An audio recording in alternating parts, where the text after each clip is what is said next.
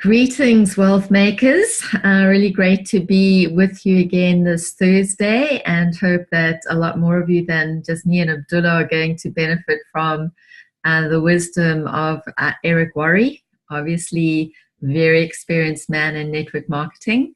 And the main sort of objective of these Thursday evenings is to equip you with every single skill you possibly would want to have so that you can be real winners in this industry.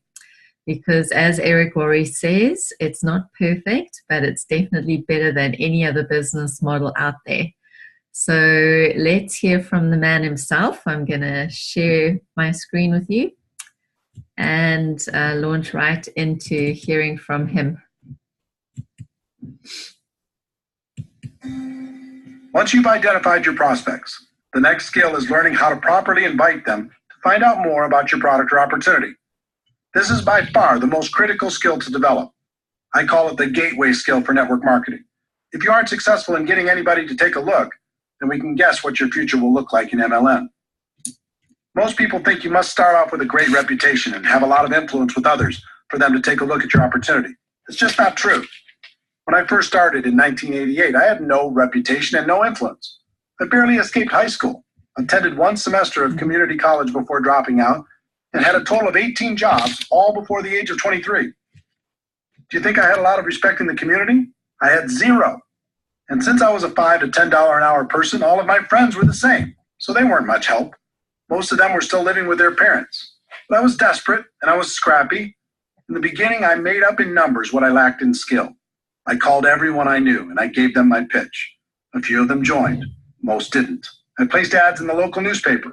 I gave all of the people who responded my pitch. From all of that activity, a few joined. Most didn't. I tried everything. I was like a hunter with the goal of bagging an elephant. I went around with my gun/opportunity in my hand and shot at everything that moved. I didn't really care about relationships. All I cared about was getting the new recruit. My attitude was some will, some won't, so what next?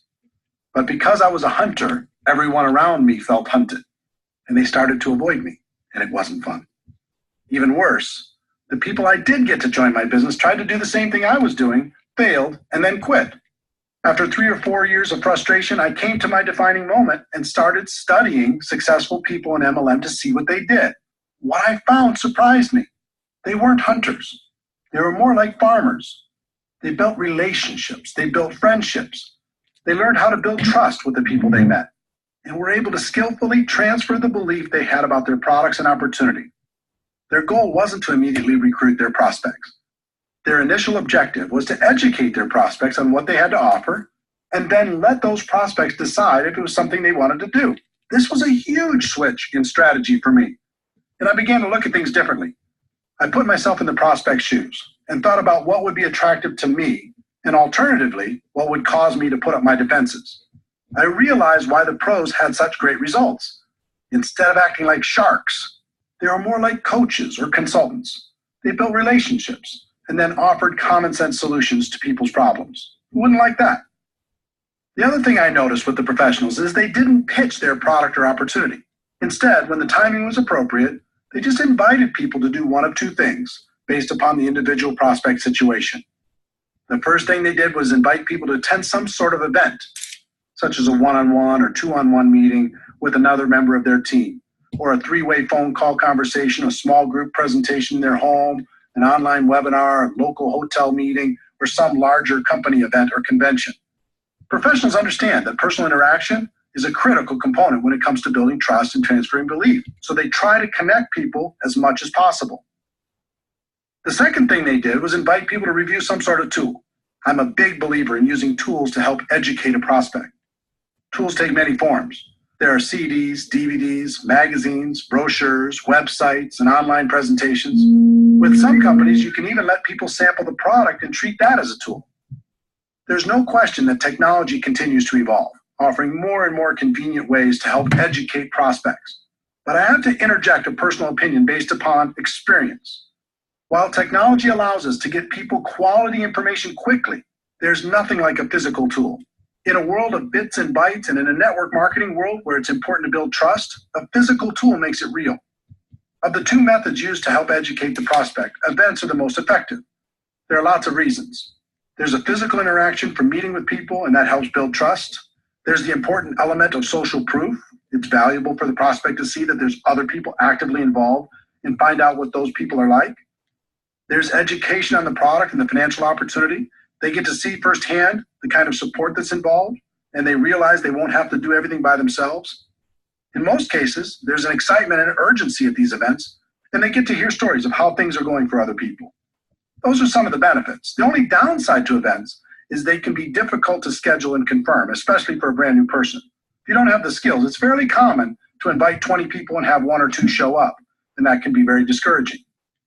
For building a large and duplicating organization, I found that a tool is a better first step. Remember, our goal is education and understanding. We want people to know what we have and understand how it can benefit their lives. A tool is a great way for people to become educated and hopefully excited in the middle of their busy lives. They might not have time to drive across town to meet with you, but they can listen to a CD in their car, or watch a short DVD, read a magazine, or watch an online presentation. If you were to look back at my career, you'd see the tools changed everything for me. In 1990, my company came out with a video that was dynamic and exciting. Even though it was wildly expensive at $15 each, back then it was worth it. Because when you learned how to invite people to watch that video, the results were dramatic. Everyone in the company became focused on a daily method of operation that centered around inviting people to watch our video. We allowed no distractions. Our entire culture revolved around this strategy, and our growth went through the roof. Events were still very important, but they were a second step after a person watched our video. By adopting this new approach, my organization finally broke out. I was able to enjoy the experience of having a group that grew with or without me. It was more fun than I can describe. My group grew from a few dozen to a few hundred and then a few thousand. All I did was learn how to successfully invite people to watch a video, follow it up with an invitation to an event, and teach everyone else to do the same thing. The second career breakthrough took the form of an audio cassette. Yes, I said cassette. This was 1992, and that's all we had. The company was launching something new and exciting, and this time I personally recorded an audio that explained the opportunity in detail. We sold it for 50 cents a piece, which covered our costs, and in less than 1 year, that little audio cassette sold over 1 million copies. We taught people how to invite prospects to take that cassette, put it in their car, and listen to it right away. The results were amazing. We trained people to get 100 cassettes at first, get them out to everyone they knew, and then had them focus on getting out 2 a day after that. Using that simple system, my income grew to almost $1 million a year. Different companies use different tools and event strategies to grow their business. Some use home parties, some use online presentations, some use one-on-ones with magazines and flip charts. Find what's working best in your particular company, develop your daily method of operation, and then train your people how to effectively do the same and invite their prospects to plug in. As a professional, you're going to be inviting your prospects to review a tool or attend an event. Here's what you're not going to be doing. You're not going to be pitching people and trying to dazzle the world with your wisdom. That approach will feed your ego, but steal from your bank account. Let me give you my formula for financial independence in network marketing. Your ability to get a large group of people to consistently do a few simple things over an extended period of time. It was this formula that helped me break out of network marketing mediocrity, and it will help you do the same. For years, I focused and depended on my ability to persuade other people to join me. Then I graduated to finding a few key leaders I could train to do what I was doing. And finally, I learned the formula I just gave you and began to focus on getting a large group of people to consistently do just a few simple things and to keep doing them. When that happened, everything changed for the better. Those are the fundamentals. Let's take a moment to talk about the emotions of inviting. There are 4 basic rules. Rule number 1, you must emotionally detach yourself from the outcome. This is extremely important. Remember, our initial goal is education and understanding. It's not getting a new customer or signing a new distributor. In other words, if you disconnect your emotions from that outcome and just focus on education and understanding, everything gets very simple. This sounds easy, but it's difficult to do. All of us come into this business with the hope of recruiting some great people. It's hard to disconnect from those expectations. But you need to remember, we're not hunters. We're not sharks. Our job is to educate people and help them understand what we have to offer. We act as consultants, offering suggestions on how people can live a better life. If you focus on getting a customer or a new distributor, You'll constantly be disappointed and you'll find your prospects running away from you. If you focus on education and understanding, you'll have fun and your prospects will enjoy the experience. Rule number 2, be yourself. So many people become a different person when they start inviting. This makes everyone uncomfortable. Be yourself. Just focus on being your best self. Rule number 3, bring some passion. Enthusiasm is contagious. It's okay to get a little bit fired up. Get focused. Listen to some music that inspires you. Smile when you're on the phone. I assure you, your positive emotion will translate into better results. Rule number 4, have a strong posture. This was a big one for me. At first, I was so insecure. I didn't think anyone would take me seriously. But as I watched the professionals, I noticed their posture. They were bold, they were confident, they were strong. So I decided to be bold as well. I stopped apologizing all the time. Instead of saying, yes, I know I've had a lot of jobs so far in my life, but I'm hoping this will be the change I've been looking for, I started saying, guess what? I'm sick and tired of the life I've led up until this point, and I've decided to take charge. I wouldn't bet against me because I'm serious. You feel the difference? Be yourself, but be a bolder self. Be yourself, but be a stronger self. Be yourself, but be a more confident self, at least when you're inviting. I found I could do that for short periods of time at the beginning. And just like building a new muscle, I could eventually do it longer and longer until it became part of me. So now that we've set the stage, let's go through the invitation formula. This formula is designed to be used over the phone or face-to-face. It's not to be used with texting, email, or any other communication tool, just on the phone or face-to-face. This can work with your warm market prospects, someone you know, or cold market prospects, someone you meet while living your life. I'll give you examples for both. There are 8 steps to a professional invitation. That might sound complicated, but with a little practice, you'll find it's an easy skill to master. Step 1, be in a hurry. Step 2, compliment the prospect. Step 3, make the invitation. Step 4, if I, would you. Step 5, confirmation number 1, get the time commitment.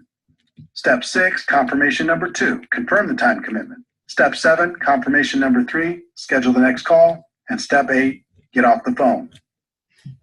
Step 1, be in a hurry. This is a psychological issue. People are always more attracted to a person who has things going on. If you start every call or face-to-face conversation giving the impression that you're in a hurry, you'll find your invitations will be shorter, there will be fewer questions, less resistance, and people will be more respectful of you and your time. Examples for warm market prospects. I don't have a lot of time to talk, but it was really important I reach you. I have a million things going on, but I'm glad I caught you. I'm running out the door, but I needed to talk to you real quick. Examples for cold market prospects. Now isn't the time to get into this, and I have to go, but I have to run, but get the message, set the tone with some urgency. As for the examples I'm sharing with you, don't worry too much about the exact words. Just focus on the concept and use your own words. Let people know you're busy, you've got a lot going on, and your time is short, but it was important for you to talk to them real quick and do it with some passion in your voice. Step 2, compliment the prospect. This is critical. The sincere compliment, and it must be sincere, opens the door to real communication and will make the prospect much more agreeable about hearing what you have to say. Examples for warm market prospects. You've been very successful, and I've always respected the way you've done business. You've always been supportive of me, and I appreciate that so much. Great to use with family and close friends. You have an amazing mind for business and can see things other people don't see. For as long as I've known you, I thought you were the best at what you do. Examples for cold market prospects. You've given me some of the best service I've ever received. You're super sharp. Can I ask what you do for a living? You've made this a fantastic experience. The key to the compliment is it must be sincere. Find something you can honestly use to compliment your prospect and use it. This simple step will literally double your invitation results. When you start with urgency and a compliment, it becomes very difficult for a person to react negatively to your invitation. People don't hear compliments very often. It feels good. You'll find your prospects will become very receptive. If you study the pros, you'll find they are constantly putting people in a good mood through their honest and sincere compliments. It helps to build rapport. It helps to open people's minds. And mostly, it helps achieve our goal of education and understanding. Step 3, make the invitation. This is a situation where one size does not fit all. There are three kinds of invitation approaches for the network marketing professional. The direct approach. This is used when you're inviting people to learn more about an opportunity for them. Most people use a direct approach for all of their prospects. It usually goes something like this. I found a way for you to get rich. Let me tell you all about it, blah, blah, blah. I understand the passion, but really, who's going to get excited about that unless they're getting a call from a millionaire? That doesn't mean the direct approach doesn't work. It does. It has an important place in your invitation process, but it should be reserved for people who know and respect you or for people that you know are searching for something better. Examples for warm market prospects. When you told me you hated your job, needed more money, wanted to find a new house, etc., were you serious or were you just kidding around? They'll almost always tell you they were serious. Great, I think I found a way for you to get it, solve the problem, make that happen. This is for situations where you know an area of their dissatisfaction, need, or desire. I think I found a way for us to really boost our cash flow. When I thought of people who can make an absolute fortune with a business I found, I thought of you. Are you still looking for a job or a different job? I found a way for both of us to start a great business without all the risks. Let me ask you a question off the record. If there was a business you could start working part-time from your home that could replace your full-time income, would that interest you? Examples for cold market prospects. Have you ever thought of diversifying your income? Do you keep your career options open? Do you plan on doing what you're doing right now for the rest of your career? You can follow these cold market scripts or any variations with the following. I have something that might interest you. Now is not the time to get into it, but. The indirect approach. This is another powerful tool to help people get past their initial resistance and educate them on what you have to offer. The indirect approach is about asking the prospect for help, input, or guidance. I used this approach extensively and with great success when I first started out. Because of my lack of credibility at age 23, I couldn't get much success with a direct approach, so I learned to play myself down and play up to the prospect's ego. It worked incredibly well, and it still works today. Examples for warm market prospects. I've just started a new business and I'm really nervous. Before I get going, I need to practice on someone friendly. Would you mind if I practiced on you? This is a great approach for family and close friends. I found a business I'm really excited about, but what do I know? You have so much experience. Would you look at it for me if I made it easy on you? And let me know if you think I'm making the right move. A friend told me the best thing I could do when starting a business is to have people I respect take a look at it and give me some guidance. Would you be willing to do that for me if I made it simple? Examples for cold market prospects. When you meet someone from another city, state, or country, and if your company does business there, you can say, my company is expanding in your area. Would you do me a favor and take a look at it and let me know if you think it would work where you live? When you meet someone who might provide good input on your product, you can say, I've started a business with a product I think makes a lot of sense, but I'd like to get your input. Would you be willing to check it out and give me your opinion? The super indirect approach.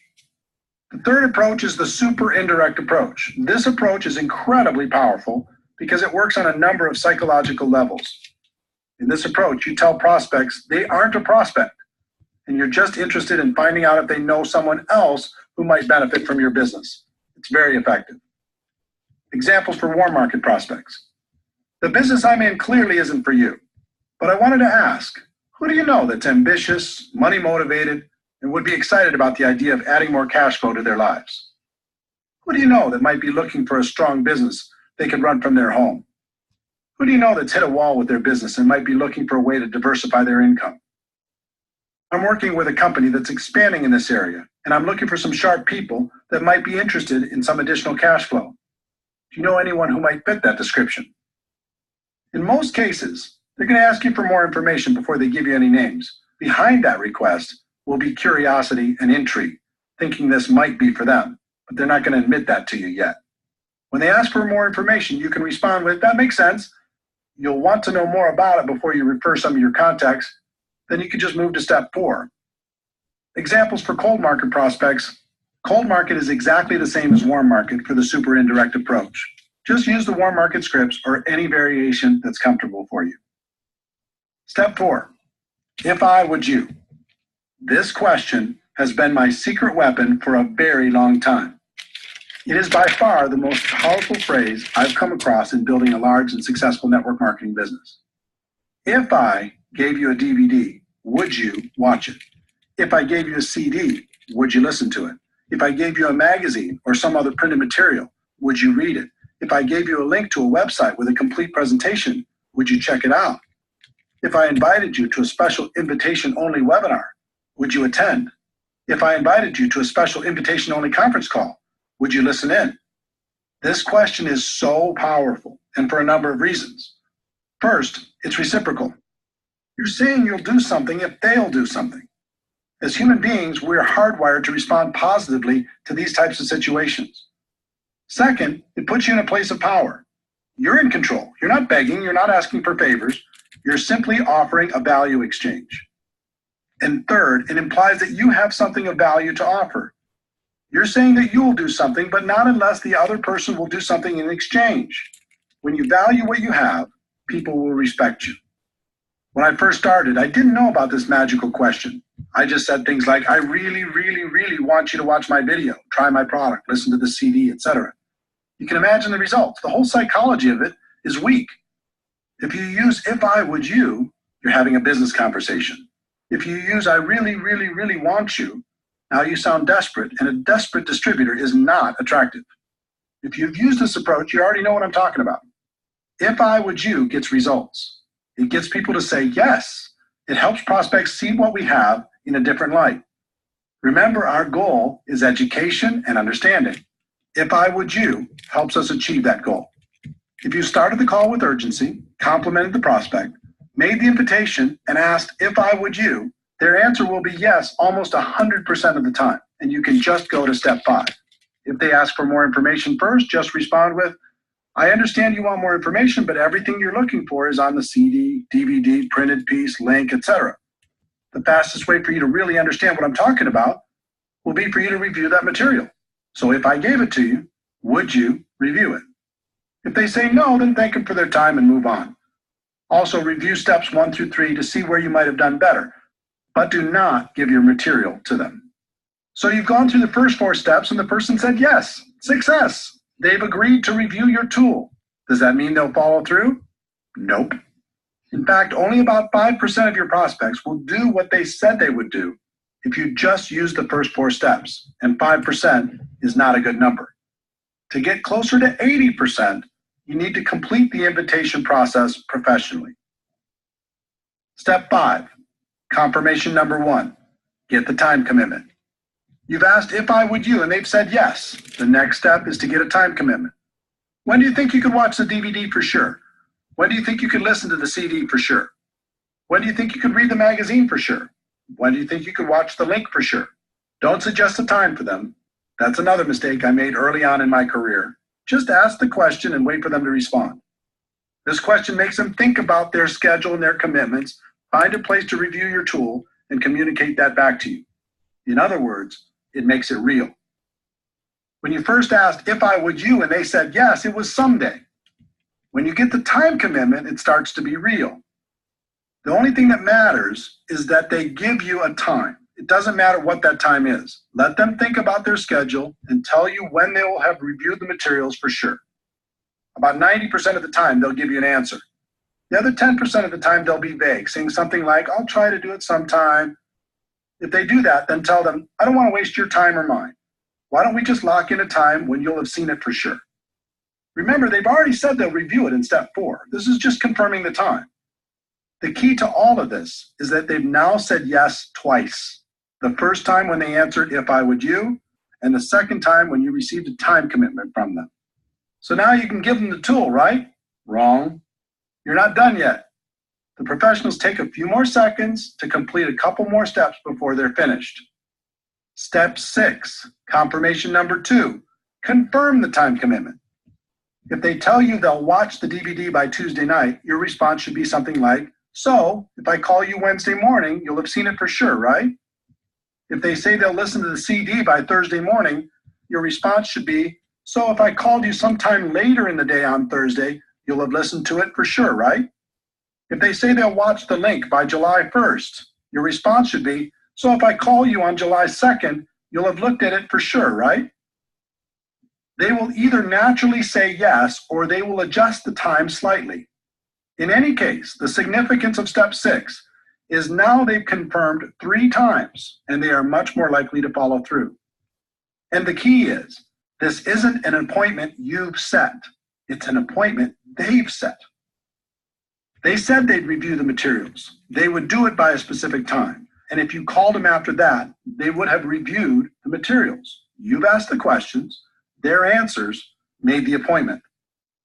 Step 7, confirmation number 3, schedule the next call. This step is simple. Just ask, what's the best number and time for me to call? They'll give you what works best for them, and now you have a real appointment. All you have to do is be sure to remember to call when you said you'd call. They've said yes 4 times. The whole invitation took a few minutes, and your chances of achieving your goal of education and understanding has gone from about 5% to about 80%. Step 8, get off the phone. Remember, you're in a hurry, right? Once you've confirmed the appointment, the best thing to say to someone is something like, great, we'll talk then, gotta run. Too many people make the appointment and then unmake it by talking and talking and talking. Remember, our goal is education and understanding, and we're gonna let the third-party tool do most of the work. Here are some examples of all 8 steps. A person you know who hates their job, direct approach. Hey, I don't have a lot of time to talk, but it was really important I reach you. Listen, you're one of the most financially intelligent people I know, and I've always respected that about you. When you told me you really didn't like your job, were you serious? Or were you just kidding around? They say they were serious. Great, I think I found a way for you to create an exit strategy. I have a CD that describes what I'm talking about better than I can. If I gave you this CD, would you listen to it? They say yes. When do you think you could listen to it for sure? They say Tuesday. So if I call you Wednesday morning, you'll have reviewed it for sure, right? They say yes. All right, I'll check back with you then. What's the best number and time for me to call? They give me the information. Got it. We'll talk then. Gotta run. Thanks. A good friend, in direct approach. Hey, I'm running out the door, but I needed to talk to you real quick. Do you have a second? Great. Listen, you've always been so supportive of me, and I appreciate that so much. I've just started a new business, and I'm really nervous. Before I get going, I need to practice on someone friendly. Would you mind if I practiced on you? They say sure. Great. If I gave you a DVD that laid out the information in a professional way, would you watch it? They say yes. It's about 15 minutes long. When do you think you could watch it for sure? They say Thursday. So if I called you Friday morning, you'll have reviewed it for sure, right? Fantastic. What's the best number and time for me to call? They give you the information. Great. We'll talk then. Gotta run. Thanks. A highly successful person, super indirect approach. I know you're busy, and I have a million things going on too, but I'm glad I caught you. You've been wildly successful, and I've always respected the way you've done business. I've recently started something new, and I'm looking for some sharp people. It's clearly not for you, but I wanted to ask, who do you know who's ambitious, money motivated, who would be excited about the idea of adding a significant amount of cash flow to their lives? They say they do know some people. I understand that you'd want to know more about it before you recommend people. I have a DVD that explains exactly what I'm doing and the kind of people I'm looking for. It's brief. If I sent one to you, would you review it? They say they would. Thanks. When do you think you could view it for sure? They say next Monday. Okay, so if I call you next Tuesday, you'll have reviewed it for sure, right? Okay, I'll check back with you then. What's the best number and time for me to call? They give the information. Okay, great. Thanks again. I appreciate it so much. Talk to you next Tuesday. A cold market prospect who's done a good job selling you something. Direct approach. Now isn't the time to get into this, and I have to go, but you're super sharp, and I happen to be looking for some sharp people. Do you plan on doing what you're doing now for the rest of your career? They say no. Good. I have something that might interest you. Now isn't the time to get into it, but I have a DVD that explains it all in great detail. If I gave it to you, would you watch it? They say yes. When do you think you could watch it for sure? They say Sunday.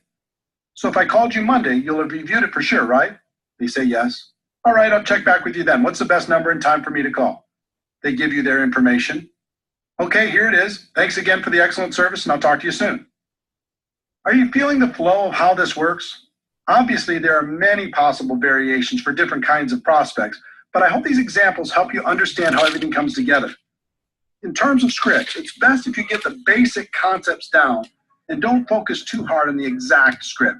Life doesn't work that way. But if you learn to let your prospect know you're in a hurry, then compliment them, then invite them, then pass on a tool with "if I would you," then confirm using the process I described, and finally get off the phone or complete the invite, you'll do just fine. Remember, in recruiting, there are no good or bad experiences. just learning experiences. On your journey to become a network marketing professional, the best thing that can happen is for you to develop the skills to recruit on demand in any situation. Then you never have to worry about being lucky. So practice, practice, practice.